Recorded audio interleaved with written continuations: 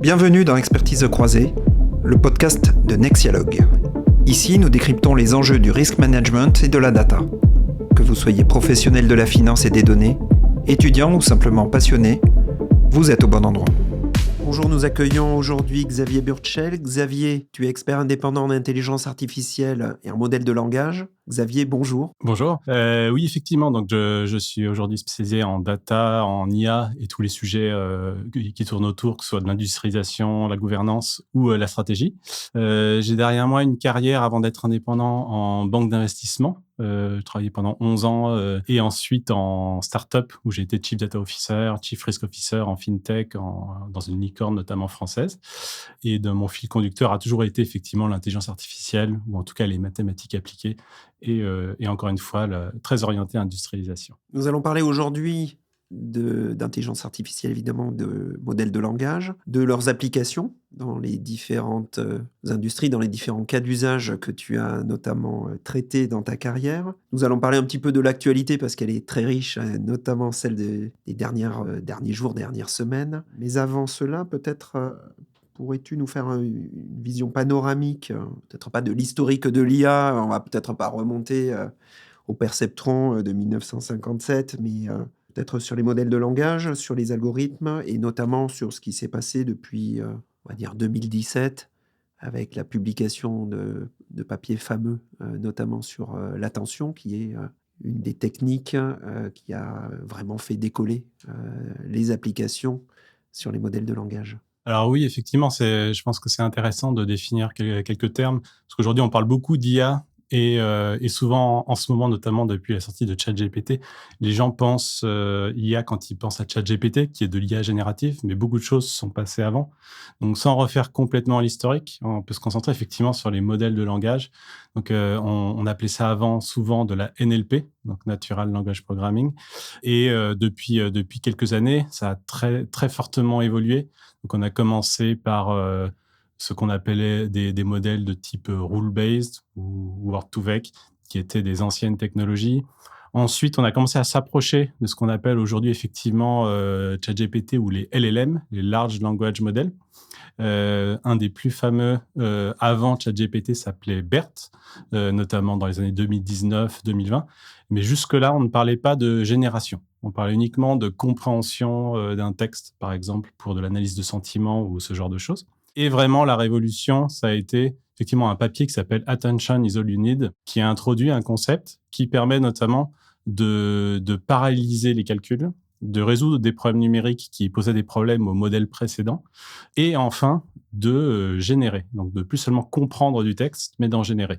Et donc, la révolution, c'est ChatGPT 3.5 en novembre 2022, qui a eu une adoption jamais vue dans l'histoire des sorties d'applications. Je crois qu'ils ont atteint 100 millions de users en quelques mois, ce qui a mis, je crois, par exemple, pour comparaison, 9 mois à TikTok, si vous voulez un point de comparaison. Oui, et puis je crois, sur les 2 premiers jours, 1 million, quelque C'est chose ça, comme ça. 1 million en un jour. Absolument Ça vertigineux. s'était jamais vu, ouais, tout à fait. Ouais. Effectivement, alors attention is all you need. Est-ce que tu pourrais nous donner, les grandes lignes, en fait, de ce concept d'attention et de comment cela est traité par les algorithmes? Alors, pour déjà partir de pourquoi on avait besoin d'autre chose peut-être, jusqu'à présent, sur tous les modèles de langage, on utilisait par exemple en deep learning des modèles dits récurrents, des RNN, qui en fait s'utilisaient comme un modèle de série temporelle, donc d'étape en étape. De T1 à T2 à T3, donc vraiment au fil de l'eau. Et pour la calibration de tous ces modèles, encore une fois, on peut rentrer dans le détail, mais c'est peut-être pas nécessaire. On utilisait ce qu'on appelle un gradient stochastique qui avait des gros problèmes numériques. Les Anglais appellent ça vanishing gradient comme phénomène. Et donc, ce milieu commençait en performance, et le modèle commençait un petit peu à stagner. Et ce qu'a apporté Attention is all you need, c'est une nouvelle façon de penser ce problème. Et pour faire rapide, ça introduit une notion de matrice de poids, où chaque mot est associé à chaque autre mot d'une phrase avec des poids. Et on peut même en faire plusieurs, parce qu'il y a plusieurs types de dépendances dans une phrase qu'on essaie vraiment de comprendre. Souvent, tous ces modèles partent vraiment de la compréhension d'un langage, même si après, ça peut être étendu à d'autres choses. Et donc, il y a une matrice de poids est introduite, ou plusieurs matrices de poids. Et grâce à cette technologie, ce problème numérique dont je parlais est partiellement, en tout cas, résolu et permet cette paralysation dont je parlais tout à l'heure, qui est un point clé. On le sait dans les modèles ces 10-20 dernières années. On parle souvent de la loi de Moore, qui dit que la puissance de calcul augmente de manière exponentielle avec le temps. Avant, c'était sur la finesse avec laquelle on gravait les microprocesseurs. Aujourd'hui, ça va être la puissance de calcul, la parisation, les data centers. Et donc, c'est aussi ça. C'est pas forcément avant tout une révolution mathématique. C'est aussi une révolution qui permet d'utiliser la puissance de calcul des data centers et de créer des modèles extrêmement gros. On pourra en reparler plus tard sur les avantages et inconvénients d'avoir des gros modèles et puissants, comme donc ChatGPT 3.5. Et juste pour finir, on parle aussi en fait de transformers. L'attention is all you need fait partie d'un plus gros concept, d'un plus gros bloc mathématique et technologique qui s'appelle un transformers, et c'est là-dessus qu'est basé ChatGPT. Également le sujet de l'entraînement de ces modèles et des données qui servent à les entraîner, tant en volume qu'en qualité. Il y a aussi cette idée que, il existe des gros modèles, des petits modèles, donc il y a toute une zoologie de modèles. Certains modèles pouvant eux-mêmes générer des données servant à entraîner d'autres modèles. Est-ce que tu peux nous faire un panorama de cette idée de faire interagir les modèles et que ce soit dans les applications, que ce soit aussi dans l'entraînement? Ouais, tout à fait. Alors, effectivement, on peut partir effectivement de la taille des modèles. Donc, un des inconvénients évidents de faire des très gros modèles, et c'est le cas de modèles de type, ChatGPT notamment et d'OpenAI. Et on a tous entendu parler, ou en tout cas la plupart d'entre nous, du projet Stargate annoncé par Trump, il y a quelques semaines, qui fait lien avec la puissance de calcul et les GPU nécessaires pour ce type de modèle. Donc en termes de coûts, en termes de coûts financiers et carbone, en termes de temps.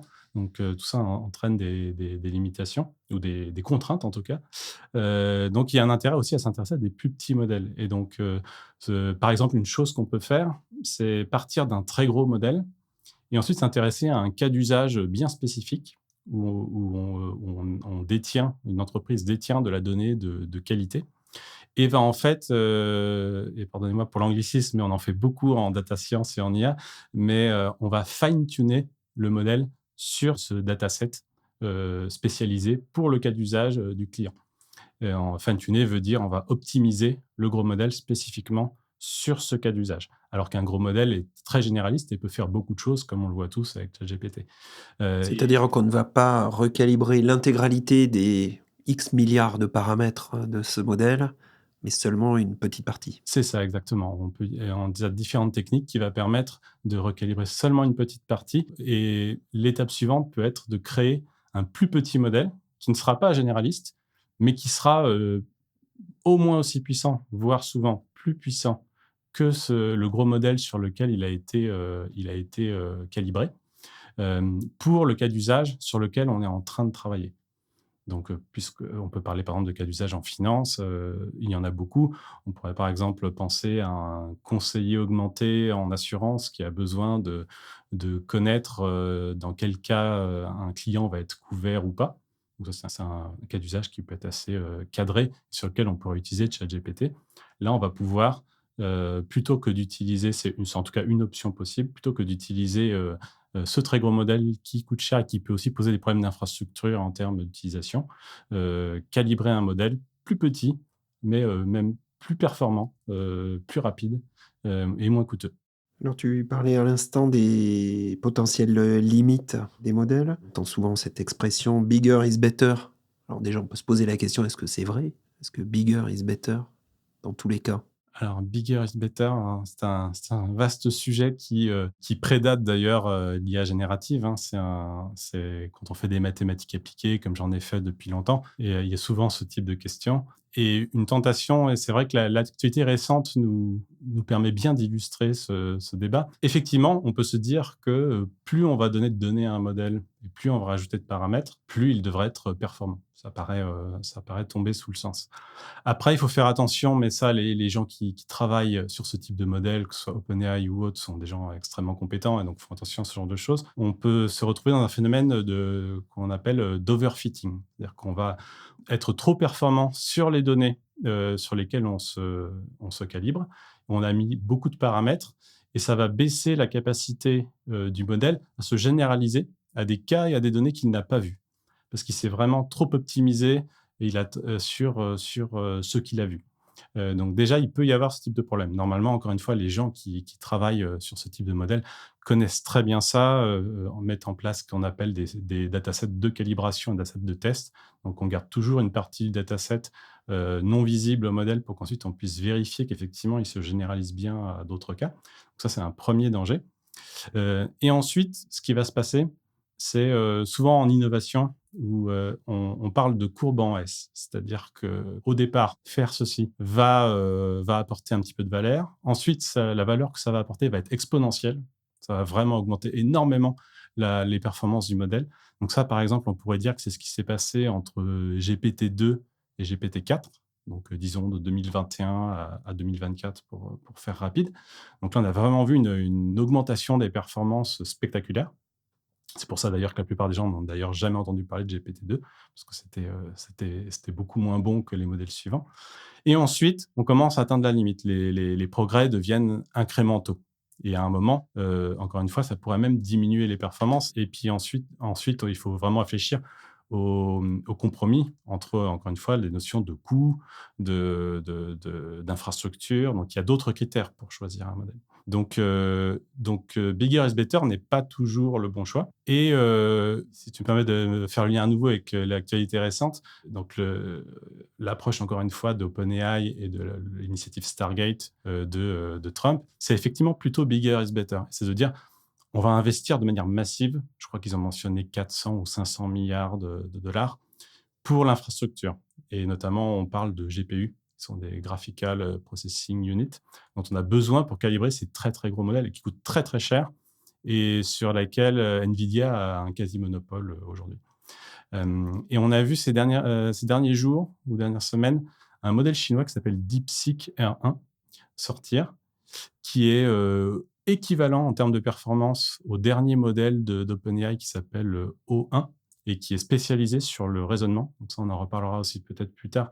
C'est les dernières avancées. Ça ne s'intéresse plus seulement à la connaissance de ces modèles, ce qui est vraiment extrêmement large, mais aussi au raisonnement, qui est un nouveau pas vers, si on pense au futur lointain, vers l'IA générale dont on parle de temps en temps. Et ce modèle DeepSeek R1 a été entraîné avec, alors attention aux chiffres, il faudra des vérifications, mais je crois qu'ils ont mentionné seulement 5 millions de dollars pour sa C'est calibration. ça, oui.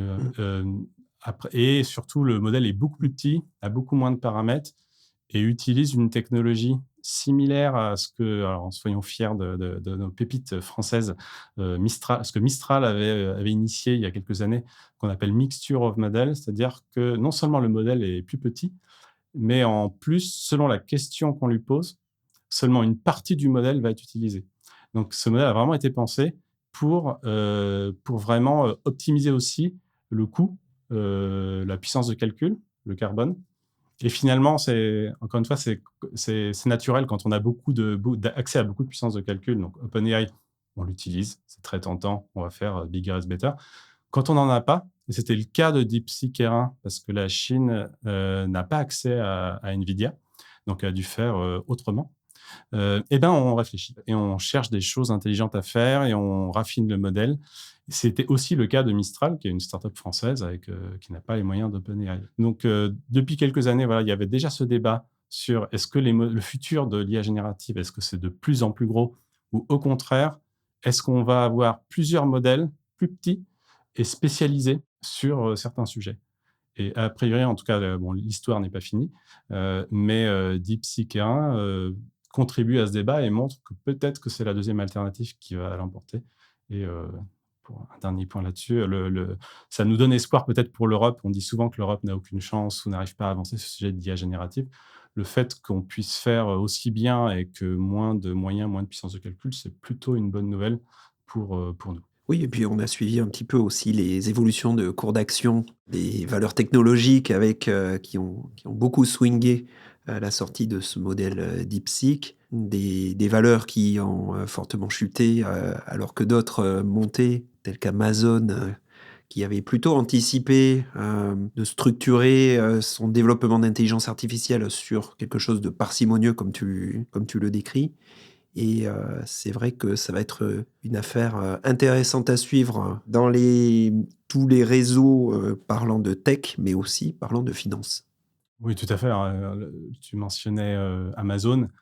Un autre, dont on a beaucoup parlé ces derniers jours, c'est évidemment NVIDIA. Comme je le disais, NVIDIA est de très, très loin le leader sur les GPU qui sont nécessaires sur l'IA générative. On pourrait même dire qu'ils ont un quasi-monopole sur le sujet. En tout cas, ils sont très, très en avance et leur action, je crois, a perdu peut-être, 16 approximativement en un jour, ce qui est en milliards de dollars, la plus grosse perte de l'histoire, des États-Unis sur les marchés américains. Donc là, on parle vraiment de quelque chose d'important qui est en train de se passer. Bon, ils vont reprendre de la valeur, ne nous en faisons pas trop pour Nvidia, ça va remonter. Mais il se passe quelque chose de réel sur l'IA générative et c'est vraiment un sujet qui est en très forte évolution. On ne sait pas exactement, sur quelle technologie on va converger et c'est ça qui rend ça, passionnant. C'est que ça bouge, tous les jours. Sur les use cases que tu as pu traiter, dans les dernières années, est-ce que tu as été confronté à ce débat éternel, sur le retour sur investissement?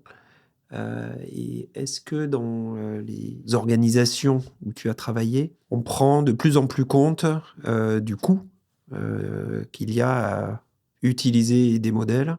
Et est-ce que ce coût est intégré au ROI? Et comment est évalué le ROI au global sur les use cases utilisant, l'IA générative? Alors, effectivement, c'est une très bonne question et encore une fois, c'est ça la difficulté et l'intérêt, comme je le disais, de ce phénomène d'IA générative, c'est qu'on n'en est qu'au début. En un an, sur 2024, par exemple, les choses ont évolué très, très vite, ça va continuer.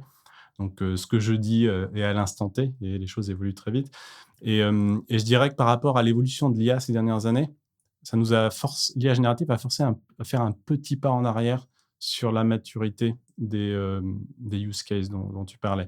C'est-à-dire que ces dernières années sur l'IA non générative, où on parlait souvent ces dernières années aussi de data science, on va dire que c'est quasiment la même chose, on est passé par une première étape, d'inflated expectation, comme on dit parfois en anglais, et de POC, proof of concept. Donc beaucoup d'entreprises se sont dit: «Il faut absolument qu'on en fasse. On va créer des data factories, des data labs et on va tester des choses, sans aller jusqu'à la production». Une fois qu'on aura prouvé, donc d'où le terme de proof of concept, qu'il y a de l'intérêt et de la valeur, ensuite on réfléchira à la mise en production. On ne va pas se laisser ralentir par ça, tout de suite. Il y a eu quelques déceptions sur cette approche, parce que finalement, on n'a fait que repousser dans le futur les questions, épineuses de la mise en production. Et ces dernières années, en data science et en IA plus classique, on était plutôt sur la voie de la maturité sur ces sujets et on parlait notamment de MLOps, qui est toute une framework, on va dire, à la fois de technologie et de méthodes, pour, mettre en production de manière professionnelle et efficace, l'IA. Avec la sortie de ChatGPT en novembre 2022, comme c'est un sujet, nouveau, où on est tous en train de découvrir, hein, y compris OpenAI, on a fait un petit pas en arrière. Donc, cette question de coût dont tu parlais, initialement, n'a pas trop été posée. Les entreprises se sont dit: «Il faut absolument qu'on prenne ce train, donc faisons des proof of concept ou au minimum encore une fois dans le jargon de l'agilité des startups et des entreprises, des MVP, minimum viable product, donc quelque chose qui va en production, mais qui est, minimal, on va dire, avec déjà un petit peu de valeur. Hem Et je dirais depuis effectivement 2024, donc ça dépend de la maturité des entreprises, début pour certaines, fin pour d'autres, la question du coût est revenue, de la production, est revenue également et hem et donc les entreprises maintenant y réfléchissent très sérieusement et réalisent effectivement que ça peut être très coûteux. Donc il y a beaucoup de dimensions différentes. Par exemple, est-ce qu'une entreprise a besoin ou pas d'acheter des GPU? Si c'est le cas, c'est très coûteux, et ça pose même des problèmes logistiques. Et ensuite, on pourrait parler de beaucoup d'aspects. Donc, il y a effectivement le cloud versus on-premise. C'est un très, très gros sujet également, très structurant quand on va se mettre à développer de l'IA générative ou à utiliser de l'IA générative. Et enfin, une des complexités de l'IA générative par rapport à d'autres, c'est que c'est très difficile de dire a priori combien ça va coûter. Parce que pour expliquer rapidement, quand vous questionnez ChatGPT, on ne peut pas dire à l'avance quelle va être la longueur de votre question. Et on ne peut pas dire non plus à l'avance quelle va être la longueur de la réponse que va vous donner ChatGPT.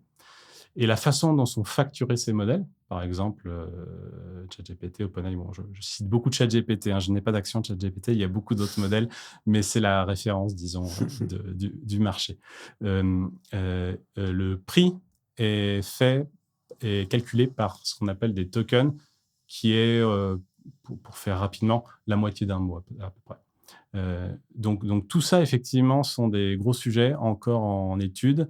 Les entreprises commencent effectivement finalement, au fil de l'eau, essayer d'estimer en étudiant l'usage de leurs utilisateurs, donc sur les cas d'usage qu'ils déploient, essayer d'estimer des coûts moyens.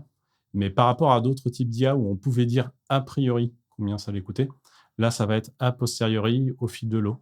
Ça va être un apprentissage. Donc oui, ce sont des très gros sujets et qui sont toujours à l'étude et en maturation sur le marché.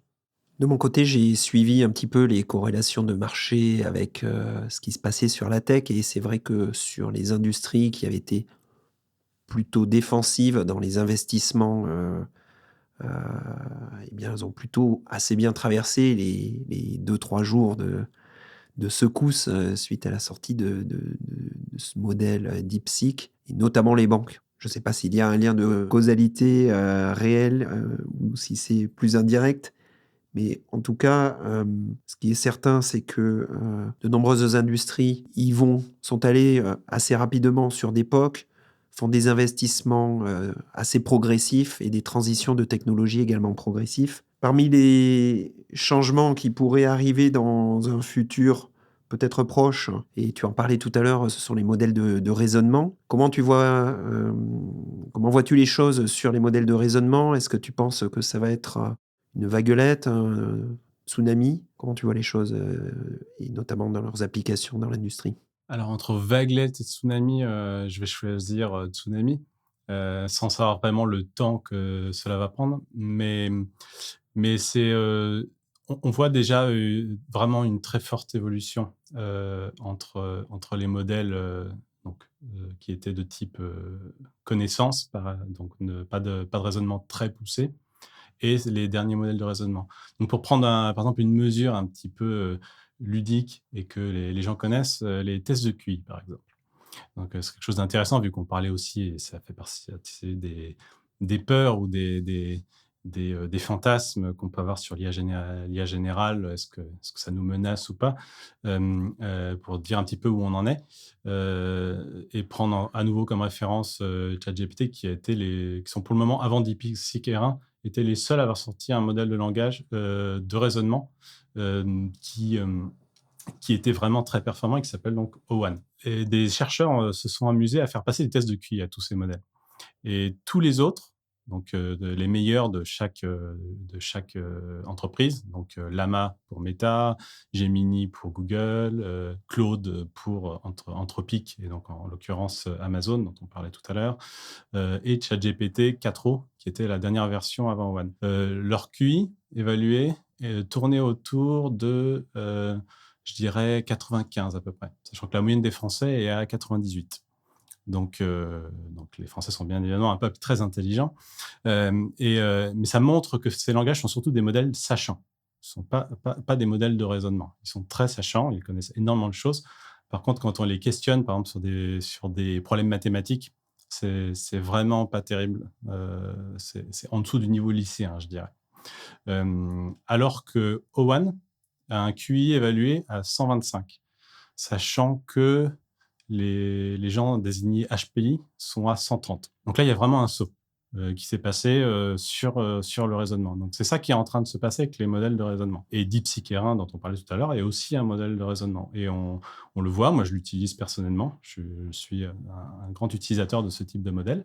Et on voit effectivement que ce soit pas uniquement pour résoudre des problèmes mathématiques, mais également pour raisonner, effectivement, résoudre des problèmes de logique, de structurer une réponse puisque je suis consultant indépendant, par exemple, à un appel d'offres ou résoudre un problème, un cas d'usage pour un client. Ça peut vraiment vous aider et en fait stimuler votre réflexion. Ça peut déjà vous donner déjà des bonnes idées telles quelles, mais vraiment stimuler votre réflexion. Maintenant, mon point de vue, et là encore une fois, on est en forte évolution, donc je suis sûr que vous pourriez trouver des gens qui ont des points de vue différents sur le sujet, mais je pense qu'en ce moment, on est en train, des fois, je dis un petit peu comme quand on pense au maternel, on essaye de faire rentrer un carré dans un triangle en ce moment. C'est-à-dire que ces modèles n'étaient pas vraiment faits pour ça.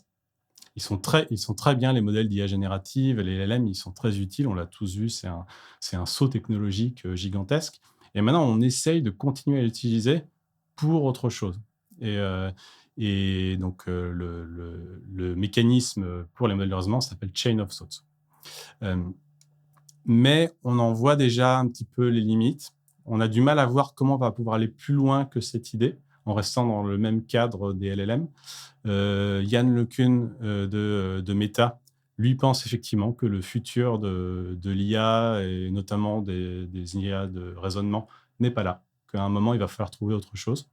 C'est pas vraiment encore quoi, on peut réfléchir. Donc, par exemple, il propose à des mix entre ces modèles et des modèles dits symboliques, où on va vraiment essayer d'écrire des équations mathématiques, par exemple, si on pense à des problèmes mathématiques. Donc, il y a peut-être des pistes comme ça qui sont en cours chez Meta, qui sont en cours dans d'autres domaines, comme le médical, par exemple. Il y a des initiatives dans ce secteur.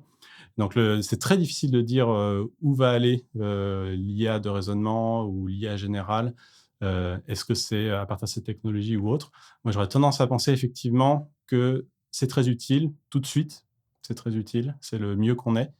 Mais à 10 ans, peut-être on sera passé sur quelque chose de complètement différent. Donc, c'est aujourd'hui, utilisez-le, vous verrez que ça vous aidera beaucoup.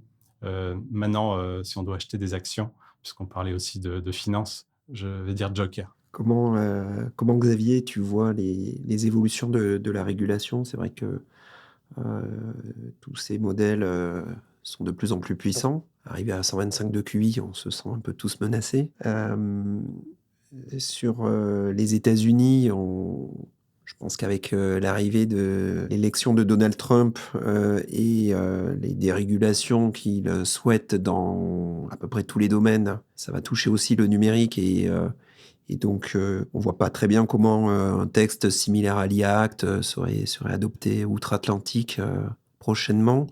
Comment tu vois les équilibres de régulation entre les trois grandes zones que sont les États-Unis, l'Europe, la Chine? Comment tu vois ça et comment tu vois les choses se cascader? Est-ce que, par exemple, sur l'IA Act, l'Europe pourrait faire éventuellement un pas en arrière, comme c'est actuellement le cas sur les sujets de données extra-financières, de reporting CSRD, par exemple? Merci pour cette question, mais qui est à nouveau très challenging. C'est à nouveau très difficile de répondre. Là, je pense qu'il faut prendre en compte beaucoup de choses. On va pas avoir le temps de tout faire, mais c'est à la fois de la politique, de la géopolitique, de l'économie, de la technologie et encore d'autres sujets, entre effectivement trois zones et trois puissances, trois groupements de puissance économique. Donc, c'est assez difficile d'anticiper. Maintenant, ce que j'aurais tendance à dire, c'est un petit peu comme sur l'action Nvidia, par exemple, tout à l'heure. Ça, c'est peut-être mon passé de trader qui parle. Il faut pas paniquer. Quand il se passe quelque chose d'important. Donc là, effectivement, Trump vient d'être élu, annonce des choses très, très fortes. Là, on parlait de DeepSeek-R1, c'est très impressionnant, donc côté chinois en termes de technologie. Tout ça, on doit vraiment le prendre en compte et l'analyser.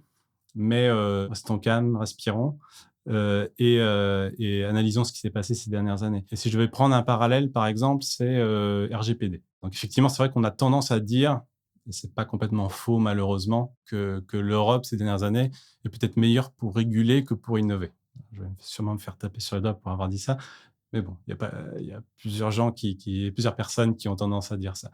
Mais parfois, c'est bon. Donc, par exemple, les RGPD, c'est un exemple où c'est du bon sens. Ça va c'est en faveur vraiment des clients, des citoyens. Et finalement, c'est pas complètement vrai, mais alors je mets la Chine de côté parce que c'est très particulier. Encore une fois, d'un point de vue politique, voilà, on le sait tous, c'est un un pays assez fermé avec des règles particulières. Mais si on pense aux États-Unis, finalement, les géants, les GAFAM, n'ont pas eu le choix. Parce que et c'est ça aussi que je pense qu'il faut prendre en compte, c'est que malgré l'actualité récente, la zone euro reste une zone économique extrêmement puissante.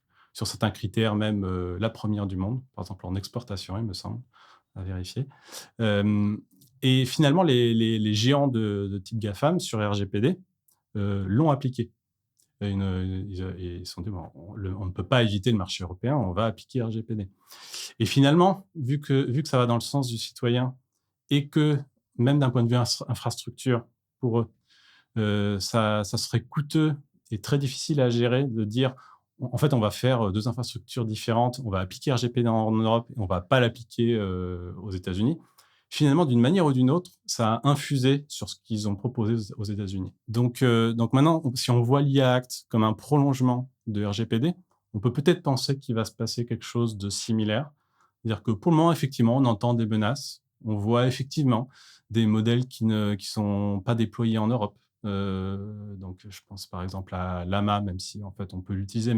Mais voilà, quelques exemples où effectivement les GAFAM se disent non, l'IA, c'est trop dur, vous allez trop loin. Peut-être qu'on devra le modifier un petit peu. Effectivement, c'est un principe de réalisme entre le principe de précaution et l'innovation. Il faudrait aussi qu'on innove plus, donc ça c'est encore un autre sujet, mais qu'on ait un fonds d'IA générative, un fonds financier, je veux dire, au niveau européen, pour vraiment arriver à faire concurrence. Mais j'aurais tendance à penser qu'il y a plutôt du positif dans le futur pour l'Europe. Je pense que l'IA Act va rester. Ça m'étonnerait beaucoup qu'on retourne en arrière. Il sera modifié parce que c'est une régulation toute neuve sur, en plus, encore une fois, on parle de technologie qui évolue très vite, donc ce sera normal qu'elle évolue. Et en complément, ce qu'on disait sur DeepSeek R1, sur les petits modèles, fait que je pense qu'il faut être optimiste, que l'Europe a sa carte à jouer, et ça m'étonnerait qu'on plie, entre guillemets, et que d'un seul coup, on dise bon, on ne fait plus l'IA Act, venez. Ça m'étonnerait beaucoup. C'est parfaitement clair. Merci Xavier. Effectivement, les équilibres sont en train de se constituer. Ça va pas prendre non plus quelques semaines, quelques mois. Ça prendra plus de temps que cela. Le tout dans un environnement qui bouge, lui, à très très grande vitesse. Donc, c'est une affaire passionnante, affaire à suivre. Et puis, nous allons suivre aussi le cours de ces valeurs techno pour garder le lien avec la finance. Xavier, merci. Merci.